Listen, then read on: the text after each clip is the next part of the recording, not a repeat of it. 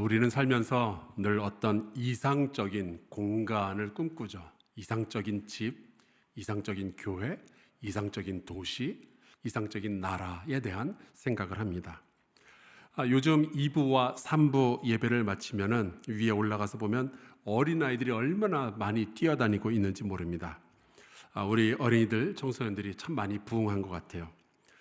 그런데 이런 날을 위해서 코로나 시절 아이들이 모이지 않을 때 우리가 힘을 합해서 교육관을 리모델링을 했었습니다. 그런데 디자인을 잘 해보려고 거의 1년 넘게 고민을 했던 것 같아요. 사역자들의 이야기를 자세히 듣고 또 교회학교 선생님들을 만나서 이야기를 듣고 학부형들을 초대하고 또 아이들을 초대해서 의견을 경청하고 또 기도하면서 이런 공간이 만들어지면 좋겠다. 그런 철학을 먼저 정리를 했었습니다. 그래서 그 내용을 거의 3페이지에 걸쳐서 정리를 하고 디자이너들에게 글을 써서 주었죠. 지금 말씀드릴 것은 그 글의 일부 부분입니다. 우리는 완성된 공간이 아니라 완성될 공간을 꿈꿉니다. 우리는 백화점이나 어린이집 등등에서 볼 수 있는 화려한 디자인의 완성된 상업주의를 거절합니다. 완성과 동시에 감가상각이 시작되는 공간이 아니라 아이들의 신앙과 함께 점진적으로 완성되어질 공간을 추구하고 싶습니다. 너무나 완벽하게 지어진 나머지 손댈 수 없는 공간이 아니라 시간이 지나고 아이들이 자라면서 손때가 묻고 사진이 붙게 될, 그래서 더 내 집 같은 공간을 꿈꾸어 봅니다. 이 디자이너들이 이 글을 받고 깜짝들 놀랐어요. 이런 식으로 디자인을 해본 적이 없대요.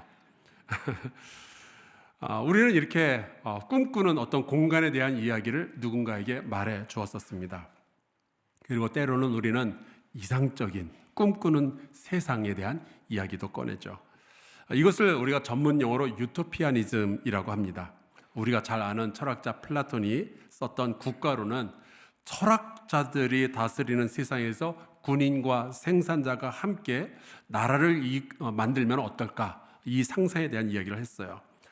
토마스 무어가 그렸던 그 유토피아라는 세상은 사유재산도 없고 모두가 평등한 세상, 공산주의가 딱 그런 세상이죠.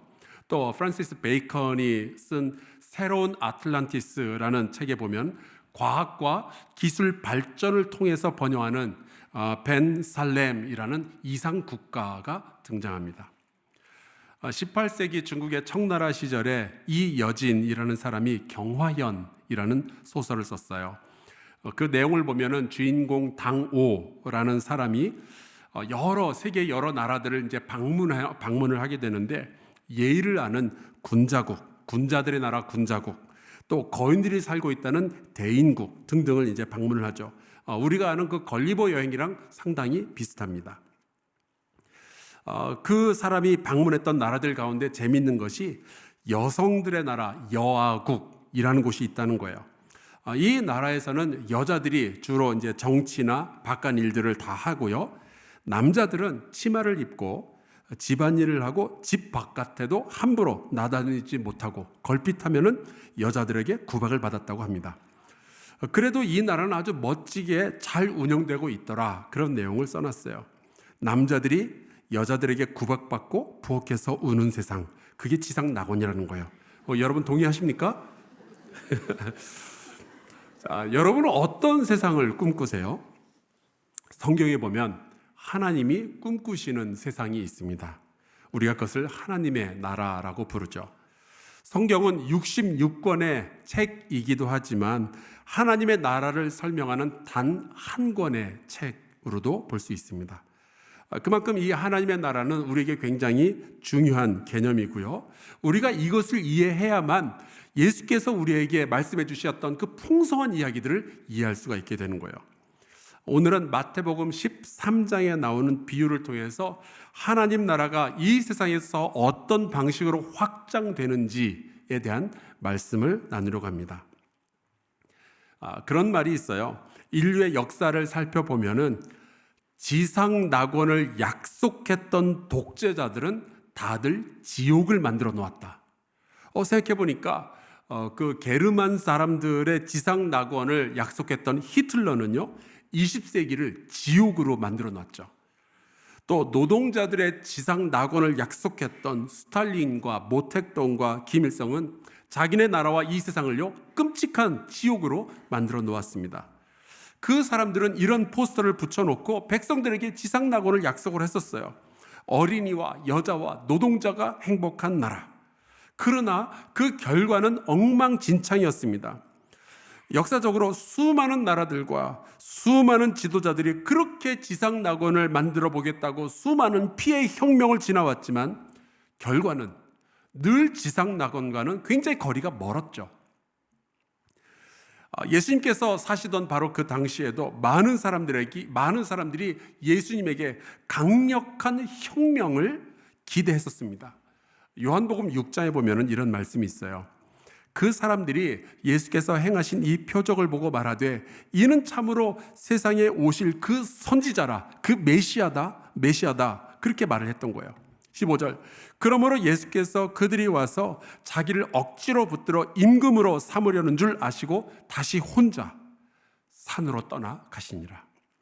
당시 이스라엘은 로마 제국의 식민지였고 당연히 그 시대는요 억압과 어두움이 슬픔이 가득했었습니다.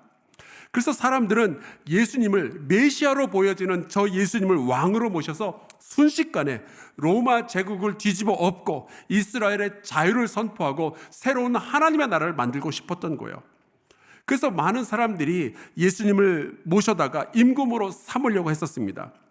심지어 예수님의 제자들은 이 예수님이 예루살렘에 들어가셔서 왕이 되시면 누가 예수님의 옆자리를 차지할 수 있냐 이걸 가지고 싸우기도 했어요. 아니나 다를까 예수님께서 나귀를 타고 예루살렘 성에 입성하실 때는요 수많은 사람들이 호산나를 외치면서 뜨겁게 환영을 하죠. 그런데 예수님은 반복적으로 어떤 급격한 폭력이나 정치적인 방법을 피하십니다. 칼을 쓰는 자는 칼로 망할 거라고 말씀하시고요, 복수해서는 안 된다고 말씀하시고요, 이에는 이, 눈에는 눈, 이건 하나님의 방법이 아니라고 하시고요, 용서하라 하시고 심지어 원수를 사랑하고 그를 위해서 기도하라는 말씀도 하시죠. 아니 그렇게 약게 빠져서야 어떻게 세상을 바꿀 수가 있겠어요? 생각 같아서는 그냥 확 세상을 뒤집어 엎어가지고 하나님의 나라를 만드시면 좋겠는데, 그리고 사실 예수님은 그러실 수 있었습니다. 요한복음 13장에 보면 이런 말씀이 나와요. 저녁 먹는 중 예수는 아버지께서 모든 것을 자기 손에 맡기신 것과 또 자기가 하나님으로부터 오셨다가 하나님께로 돌아가실 것을 아시고, 그러니까 예수님은요 자신이 세상의 모든 권세를 가지신 것을 알고 계셨어요. 요즘 미국과 중국이 서로 세계의 패권, 주도권을 쥐려고 그렇게 서로 싸우고 으르렁거리고 있잖아요. 예수님은요 모든 권세와 힘이 그분 손 안에 다 있었다고요. 그런데 예수님은 그 엄청난 권세를 가지신 것을 아셨을 때에 십자군처럼 칼을 들고 세계 정복으로 나섰던 것도 아니고 광화문에서 마이크 잡고 헌법재판소로 쳐들어가서 모든 가라지들을 뽑아내자 사람들을 선동했던 것도 아니었습니다. 그분은 이렇게 하셨어요. 저녁 잡수시던 자리에서 일어나 겉옷을 벗고 수건을 가져다가 허리에 두르시고 이에 대야에 물을 떠서 제자들의 발을 씻으셨습니다. 주님은 가장 강하셨을 때 조용히 섬김의 자리에서 무릎을 꿇으시죠. 왜죠? 하나님의 나라는 폭력이나 급격한 혁명으로 이루어지는 것이 아니라 조용하지만 강력하고 지속적인 사랑의 힘으로 세워져야만 하기 때문입니다. 그리고 놀랍게도 예수님은 그 조용한 방법으로 인류 역사 중에 있었던 그 어떤 황제나 그 어떤 왕들보다 더 강력하게 세상을 변화시키셨어요. 이제 오늘의 본문을 함께 보겠습니다. 마태복음 13장. 또 비유를 들어 이르시되 천국은 마치 사람이 자기 밭에 갖다 심은 겨자씨 한 알 같으니 이는 모든 씨보다 작은 것이로되 자란 후에는 풀보다 커서 나무가 되며 공중의 새들이 와서 그 가지에 깃들이느니라. 사실 이 마태복음 13장에 보면은 씨를 심는 이야기가 두 개가 더 나옵니다. 오늘의 비유는 세 번째 비유예요. 앞에 나오는 첫 번째, 두 번째 씨 뿌리는 이야기는 예수님께서 따로 그 의미까지 다 설명을 해주셨습니다. 그런데 이 세 번째 나오는 이 겨자씨 한 알의 이야기는 설명도 안 해주셔요. 왜냐? 너무 명확하기 때문에. 이 비유에서 예수께서 강조하셨던 것은 천국이 처음에는 굉장히 작게 출발할 거다라는 이야기예요. 안 그래도 작은 겨자씨인데 딱 한 알로 출발합니다 라고 말씀을 하시죠. 여러분, 작고 외로운데 땅에 심겨졌으니 이제 보이지도 않을 겁니다. 존재감도 없죠. 천국이 그렇게 시작한다는 거예요. 천국은 그렇게 조용히 있는 듯 없는 듯 출발하는 거죠. 서두르지도 않고 피해 혁명도 없습니다. 중요한 것은 그 겨자씨 한 알 속에 생명이 들어있는가, 이거예요. 만약에 이것이 살아있는 겨자씨라면 서서히 땅속의 양분을 흡수하고 하늘에서 떨어지는 빗물을 받아 먹으면서 자라기 시작하겠죠. 이제 싹이 나고 뿌리가 나오고 또 자라서 주변의 풀들보다 더 커지고 이제 나무가 됩니다. 그리고 또 다른 겨자씨들을 또 옆으로 퍼뜨리게 되겠죠. 그러다 보면 지금 이 사진에서 보는 것처럼 겨자나무 숲을 이루게 되는 거예요.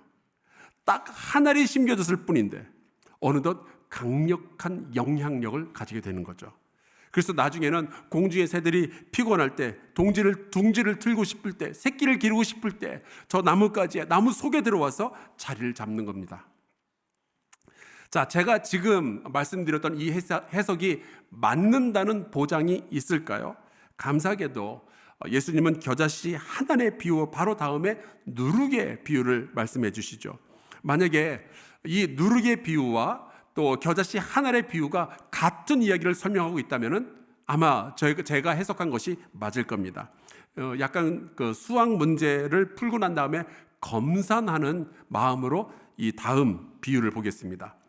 또 비유로 말씀하시되 천국은 마치 여자가 가루 서말 속에 갖다 넣어 전부 부풀게 한 누룩과 같으니라. 우선 가루 서말이 어느 정도의 분량인지 궁금했어요. 확인해 보니까 한 말이 약 17리터 정도의 가루 분량을 뜻하더라고요. 계산을 해보니까 약간 거친 밀가루 17리터 정도면 약 9kg 정도 된다고 합니다. 지금 보시는 저 밀가루가 이스라엘의 매점 같은 데서 판매하는 건데요, 1kg짜리입니다. 그러니까 서말이면 저런 거 27봉다리가 있는 거예요. 또 궁금해서 그러면 밀가루 27kg 가지고 빵을 몇 개나 만드나 살펴봤거든요. 한 사람이 먹을 빵 하나 만드는데 밀가루가 한 100g 정도가 들어가더라고요. 그러니까 가루 서말은요, 빵 270개를 만들 만한 분량인 거예요. 이 정도면은 집에서 만드는 빵 정도가 아니라 뭐 빵집이나 어쩌면 공장 같은 데서 만드는 분량입니다. 그러니까 비유에 나오는 여자는 어떤 여자인지 모르겠지만 진짜 손이 큰 여자인 거예요. 이 여자가 누군지 이름은 모르겠지만 직분은 알 것 같아요. 권사님일 것 같아요. 근데 그 밀가루에 비해서 누룩은 밀가루 양의 3% 정도만 쓰면 된다 그럽니다. 놀랍게도 누룩도 생명체예요. 일종의 유산균이나 혹은 곰팡이균처럼 보이지도 않습니다. 근데 이게 살아있는 거예요. 그래서 이 밀가루 반죽의 탄수화물을 먹고 대신 이산화탄소를 만들어내기 시작하죠. 그게 반죽을 이제 부풀게 만드는 거고요. 이 누룩도 반죽하고 이렇게 섞어 놓으면은 이게 섞였는지 안 섞였는지 보이지도 않습니다. 그런데 시간이 지나면은 조금씩 이 반죽이 부풀어 오르는 거예요. 그리고 이것을 구우면 빵이 되는 거죠. 그리고 이 빵은 많은 사람들을 먹여 살리게 될 겁니다. 누룩의 비유를 정리해 보자면 어떤 여자가 이 누룩을 밀가루 반죽 속에다 집어넣는다. 처음에는 보이지도 않는다. 소리도 안 난다. 하지만 시간이 지나면서 밀가루 반죽이 점점 커진다. 그리고 이 누룩은 엄청난 영향력을 만들어낼 것이다. 겨자씨 하나의 비유와 똑같은 이야기입니다. 자, 이제 결론을 내자면 이 겨자씨 하나의 비유와 누룩의 비유는요, 하나님 나라의 확장 방식을 우리에게 설명해 주신 거예요. 조용히 그러나 강력한 영향력을 만들어내는 그것이 하나님 나라의 확장 방식인 거죠. 이 비유를 가만히 살펴보니까 예수님의 이야기랑 딱 들어맞습니다. 하나님께서는요, 이 세상에 예수 그리스도를 보내시죠. 겨자씨 한 알갱이를 땅에다 심는 농부처럼 그렇게 보내셨습니다. 요한일서 이 4장에 보면은 이런 말씀이 나와요. 하나님의 사랑이 우리에게 이렇게 나타난 바 되었으니 하나님이 자기의 독생자를 세상에 보내심은 그로 말미암아 우리를 살리려 하심이라. 예수님은 처음에 보이지도 않는 존재였어요. 말구에서 태어나고 갈릴리에서 30년 동안 목수하던 사람을 누가 쳐다나 봤겠어요?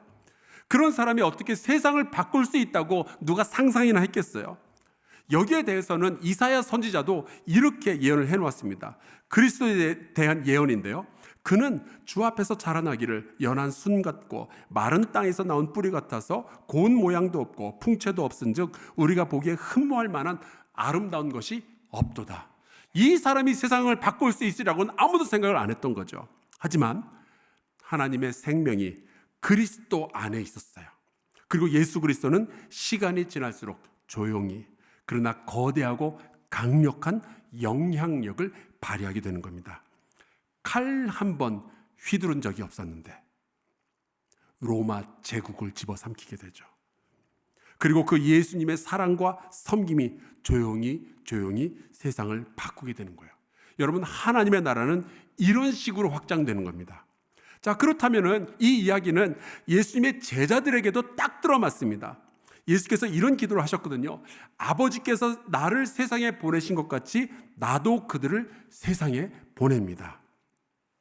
농부가 자기 땅에 겨자씨 하나를 심듯이, 혹은 여자가 약간의 누룩을 가루 섬알에 집어넣는 것처럼 예수님은 제자들을 이 세상에 보내시는 거예요.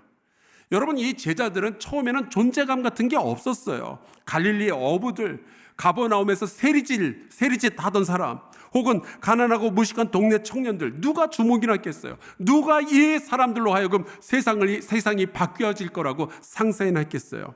심지어 이 제자들은 예수께서 십자가에 달리셨을 때 다들 무서워서 도망쳐버리고 자리에 있지도 않았습니다.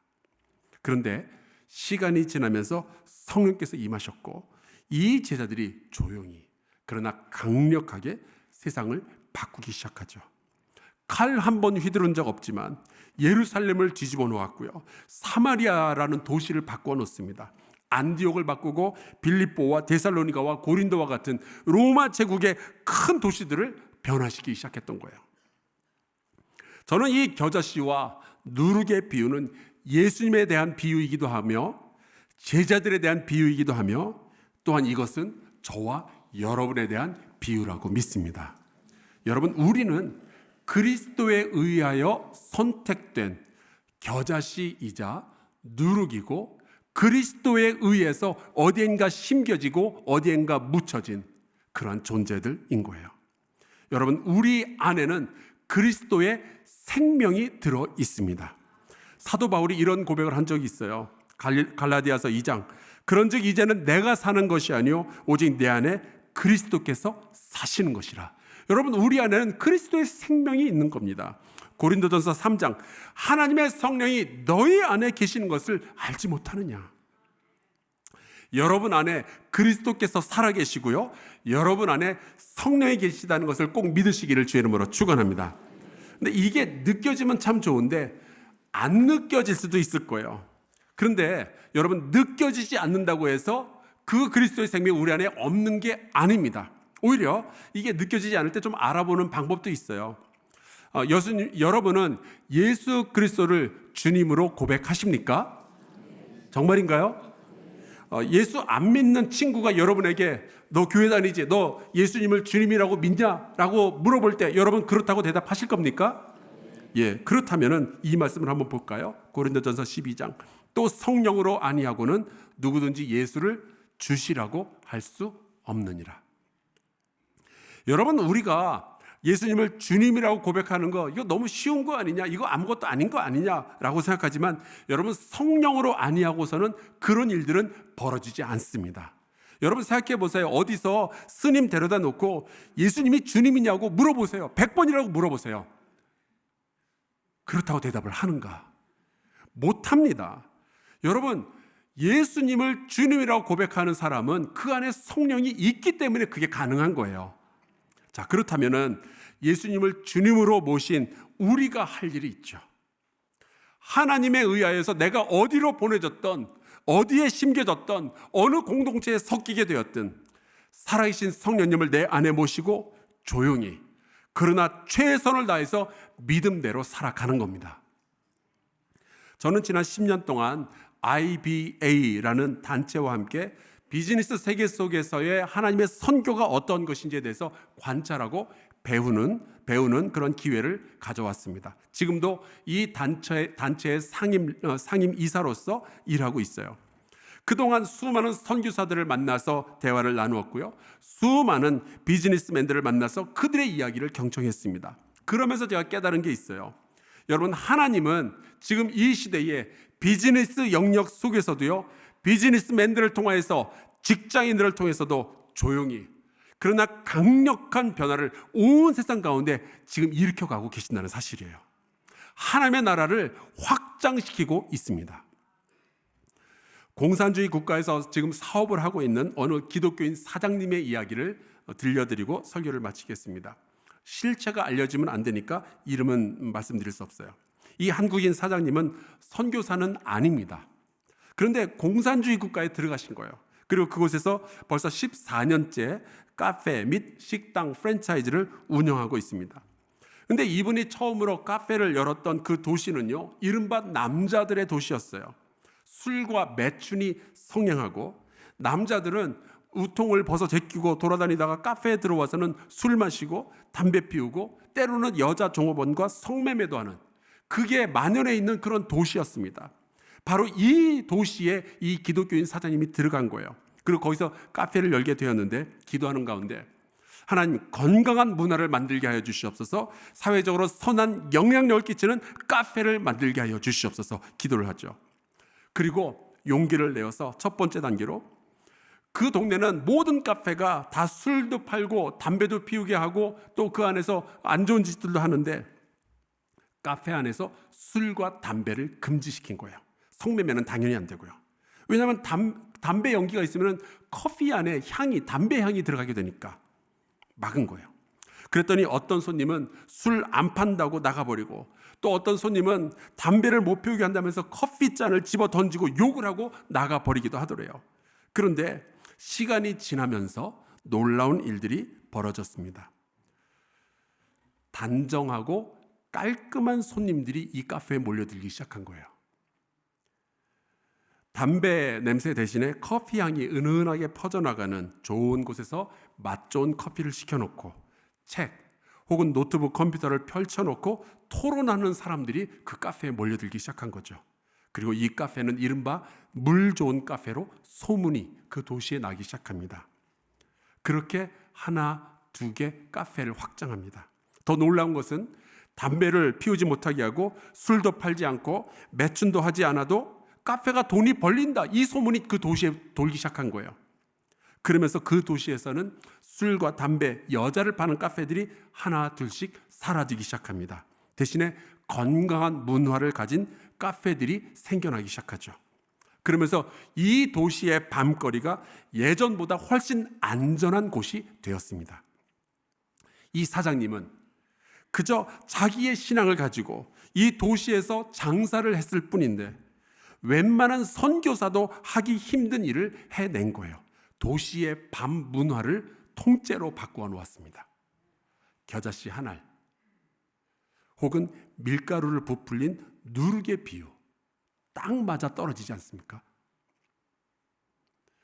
여러분은 어디에 심겨진 것 같으세요?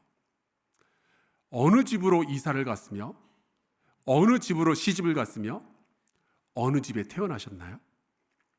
여러분이 속해 있는 밀가루 반죽은 어디입니까? 예수께서 기대하시는 것은 여러분이 바로 그곳에서 조용하지만 강력한 변화를 일으키는 거예요. 중요한 것은 내가 어디에 심겨졌나도 아니고 내가 어느 밀가루 반죽에 들어갔는데도 아니고 어느 집구석이냐 어느 사업장이냐가 아니라 어느 도시 어느 나라냐가 아니라 나는 그곳에서 살아있는 신앙인으로 존재하고 있는가 하는 거죠. 겨자씨가 이제 때가 되었으니 싹을 틔워야겠군 그러면서 막 힘주고 그럽니까? 아니요. 그냥 심겨진 자리에서 겨자씨로 존재하고 있다면 그 안에 있는 생명이 움직이기 시작할 거예요. 누룩이 밀가루 반죽 속에 들어가서 어떻게 밀가루를 부풀릴지 막 전략회의하고 프리젠테이션하고 그럽니까? 너는 저기 가서 부풀려라. 이쪽은 내가 맡을게. 그럴까요? 아니요. 누룩 안에 있는 그 생명이 밀가루와 반응하면서 밀가루 반죽 전체적인 변화가 생긴다는 거죠. 여러분, 이것이 하나님 나라의 확장 방식입니다. 여러분 안에 살아계시는 그리스도를 신뢰하시기를 주 이름으로 축원합니다. 여러분 안에서 일하시는 성령님을 신뢰하시기를 주 이름으로 축원합니다. 그리고 성령께서 여러분에게 지시하시는 대로 순종하시기를 주 이름으로 축원합니다. 비즈니스 세계 역시 하나님의 나라가 세워져야 하는 영역이에요. 분명히 하나님께서는 여러분을 통해서 가게에서, 사무실에서 혹은 공장에서 조용하지만 강력한 변화를 일으키실 줄로 믿습니다. 그저 살아있는 신앙인으로서 우리의 삶을 주님께 드리며 존재하시기를 주 이름으로 축원합니다. 그럼 우리 안에서 착한 일을 이미 시작하신 그 주님께서 여러분의 삶 가운데 여러분이 속해 있는 그 공간에서 새로운 일을 시작하여 주실 줄로 믿습니다. 우리 함께 찬송 부르고 기도하면 좋겠어요. 제가 이 찬송 부를 때마다 울컥하기도 하고 또 가슴도 뛰는 그러한 노래인데요.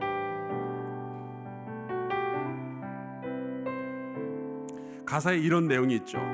먼저 그 나라 그 뜻 구하며 나의 삶을 드리겠습니다. 같이 고백하며 찬양하고 기도합시다.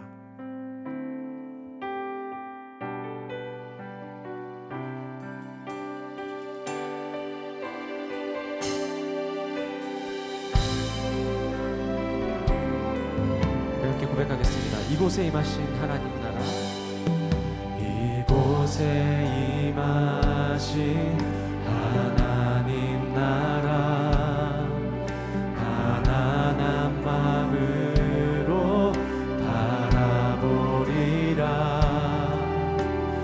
먼저 그 나라 그 뜻 구하며 나의 삶 드리리. 주님이 맡기신 하나님 나라, 믿음의 눈으로 바라보리라. 하늘의 뜻이 이 땅 가운데 완성될 그날까지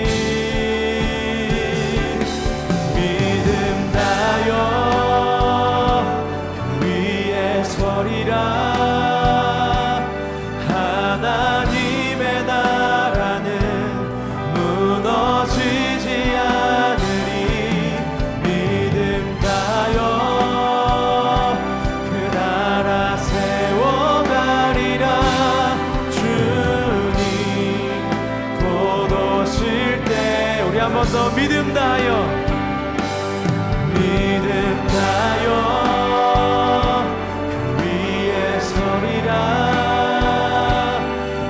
하나님의 나라는 무너지지 않으리. 믿음 다여 그 나라 세워가리라. 주님 곧 오실 때까지. 우리 함께 기도할까요? 하나님은 여러분을 그곳에 의도적으로 심으셨습니다. 지금은 존재감도 별로 없을 수 있어요. 여러분, 그렇지만 거기에서 살아있는 신앙인으로서 존재하면 하나님은 정하신 때에 여러분을 통하여서 강력한 변화를 일으키실 겁니다. 우리 함께 기도합시다. 하나님, 내가 살아있는 믿음의 사람이 되게 하여 주시옵소서. 예수의 생명력이 내 안에 살아 숨쉬게 하여 주시옵소서. 통성으로 기도하겠습니다.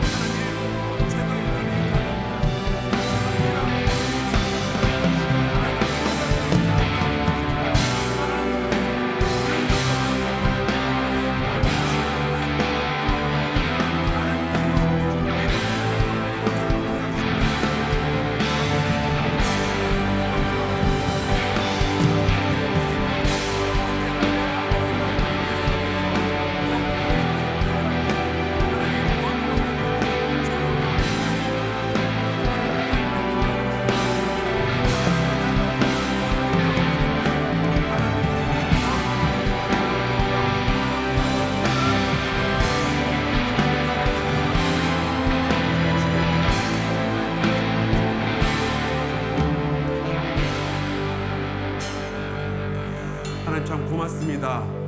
이 땅에 하나님의 나라를 시작하시고 이제 우리가 예수를 주님으로 고백하며 사는 놀라운 은혜를 베풀어 주시니 감사합니다. 2000년 전 예수께서 시작한 하나님의 나라가 이 한국 땅까지 이르게 해주시니 감사합니다. 이제 우리도 예수님과 같이 우리가 심겨져 있는 바로 그 가정, 그 직장, 그 학교에서 변화를 일으키게 하여 주시옵소서. 느리고 조용할지라도 낙심하지 아니하며 내 안에서 일하시는 성령님의 역사를 따르고 하나님의 말씀에 순종하며 살아있는 신앙인으로서 존재하게 하여 주시옵소서. 우리가 있는 바로 그곳에서 하나님의 나라가 실현되게 하여 주시옵소서. 예수 그리스도의 이름으로 기도하옵나이다. 아멘.